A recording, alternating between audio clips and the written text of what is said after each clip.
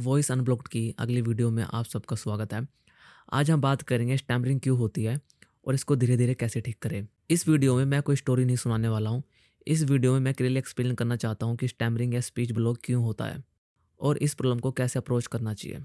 सबसे पहले एक बात क्लियर कर लेते हैं, स्टैमरिंग वॉइस का प्रॉब्लम नहीं होता और ज़्यादातर केस में ये टंग या माउथ का प्रॉब्लम भी नहीं होता है। अगर ऐसा होता तो हम लोग जब अकेले बोलते हैं या सिंगिंग करते हैं तो आवाज़ अटकती ही नहीं।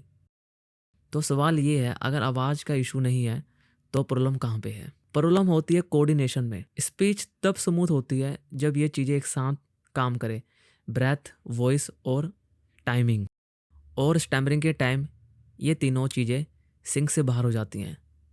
अब ये क्यों होता है? सबसे कॉमन रीज़न होता है एंटीसेप्शन। जैसे ही दिमाग को लगता है अब मुझे बोलना पड़ेगा, बॉडी ऑटोमेटिकली प्रिपेयर हो जाती है। पर वो प्रिपरेशन क्लाइम के लिए नहीं होती, प्रिपरेशन होती है प्रेशर के लिए। बॉडी टाइट हो जाती है, ब्रेथ ऊपर चले जाती है और वॉइस के लिए जगह कम हो जाती है।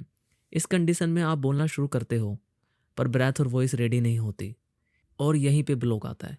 इसका मतलब ये नहीं कि आप बोल नहीं सकते, इसका मतलब ये है कि आप गलत मोमेंट पे बोलने की कोशिश कर रहे हो। जैसे गाड़ी को बिना क्लच के गियर में डालना, गाड़ी खराब नहीं है, टाइमिंग गलत है। अब इम्पोर्टेंट पार्ट, लोग यहाँ गलती क्या करते हैं? जब ब्लॉक आता है लोग और जोर लगाते हैं, ज़्यादा फोर्स, ज़्यादा स्पीच, ज़्यादा कंट्रोल। पर स्पीच मसल की फैट से बेटर नहीं होती, स्पीच रिलीज से बेटर होती है। इसलिए ट्राई हार्डर करना अक्सर सिचुएशन को वर्स बना देता है। अब बात करते हैं कैसे ठीक करें। ठीक का मतलब ये नहीं कि कल से स्टैमरिंग खत्म हो जाएगी। ठीक का मतलब है सिस्टम को दोबारा ट्रेन करना कि बोलना सेफ है। और ये ट्रेनिंग सिंपल चीज़ों से स्टार्ट होती है। जैसे मैं कुछ एक्सरसाइज बताता हूँ जिससे मुझे आराम मिला और मैंने भी ये ट्राई करी है। एक्सरसाइज 1, इस एक्सरसाइज का एम है ब्रेथ और वॉइस को एक लाइन में लाना। एक्सरसाइज, पहले एक सांस लो और सांस के बीच में नहीं, सांस के एंड पे बोलना स्टार्ट करो। जैसे ब्रेथ लो और फिर बोलो आ। और यहाँ पर याद रखना, यहाँ पर वर्ड नहीं साउंड आना चाहिए। इस एक्सरसाइज को रोज 5 मिनट करो। इससे बॉडी सीखती है कि पहले ब्रेथ फिर वॉइस। एक्सरसाइज 2, स्पीच ब्लॉक ज़्यादातर जल्दी बोलने से होता है, इसलिए एक इनिशियल डिले प्रैक्टिस करो। जैसे किसी ने सवाल पूछा, आप 1 सेकंड रुकते हो फिर जवाब देते हो। ये रुकना वीकनेस नहीं है, ये कंट्रोल है। रोज इसको अपने नॉर्मल कन्वर्सेशन में ऐड करो।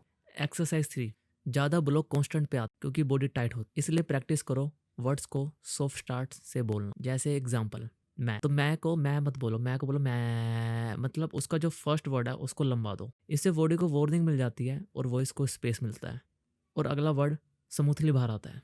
एक्सरसाइज 4, स्पीच इंप्रूव नहीं होती जब हम सिर्फ इंपॉर्टेंट मोमेंट में बोलते हैं, इसलिए रोज थोड़ा बोलना जरूरी है जहाँ प्रेशर कम हो। अकेले बोलना, रीडिंग लाउड करना, वॉइस नोट रिकॉर्ड कर, सबसे इंपॉर्टेंट अपने वॉइस नोट रिकॉर्ड करो। और याद रखना, गोल फ्लुएंसी नहीं है, गोल कंफर्ट है। और एक इम्पोर्टेंट रियलिटी, स्टैमरिंग एक दिन में डेवलप नहीं होती है और एक दिन में ख़त्म भी नहीं होती है। पर अगर अप्रोच सही हो, प्रेशर कम हो और प्रैक्टिस कांस्टेंट हो तो सिस्टम धीरे धीरे एडजस्ट करता है। स्पीच का मतलब परफेक्ट बोलना नहीं होता, स्पीच का मतलब होता है बोल पाना बिना डर के, और वही डायरेक्शन वॉइस अनब्लॉक्ड फॉलो करवाता। अगर आपको लगा कि ये एक्सप्लेनेशन लॉजिकल थी तो आगे भी इसी तरह की क्लैरिटी शेयर करते रहूंगा। स्पीच को फोर्स नहीं चाहिए, स्पीच को सेफ्टी चाहिए।